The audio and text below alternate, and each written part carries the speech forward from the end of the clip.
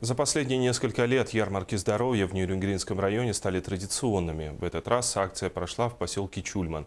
Сюда приехала бригада врачей из районного центра. Подробности у моих коллег. Нехватка врачей в поселковых больницах – явление нередкое. Многие чульманцы не могут попасть на прием к специалистам ввиду удаленности населенного пункта от районного центра. Дерматолога нету постоянно, невролога нету постоянно, кардиолога нету, окулиста, лора. И это надо ехать всегда в город.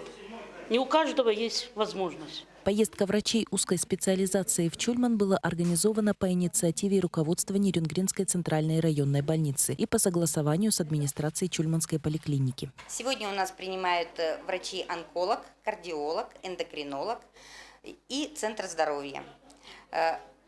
Также принимает врач-невролог. В Чульмане особый контингент населения и, соответственно, есть особенности в востребованности определенных специалистов. Людей пенсионного возраста все-таки в процентах удельный вес существенно больше, чем в Нерюнгри. Поэтому они нуждаются в специалистах узких, невролог, кардиолог, онколог. В течение дня все желающие могли получить консультацию у 4 специалистов, приехавших из Нерюнгри, и пройти минимальное обследование. У нас своих специалистов очень мало, но хотя бы заранее это все было цивилизованно, чтобы предупреждали людей, чтобы не было ажиотажа. А так обязательно нужно.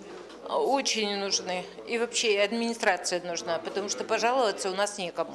Это не единственная акция, проходящая в эти дни в Нерюнгринском районе, организованная медиками. Стартовал сезон у нас выездной работы. Детская бригада у нас находится в поселке Хани. Они проводят там диспансеризацию детского населения. Также в данный момент готовится расширенная бригада врачей, которая накануне Дня оленевода посетит с ярмаркой здоровья село Иенгра. Галина Якимчак, Дмитрий Горбов, НВК «Саха», Нерюнгри.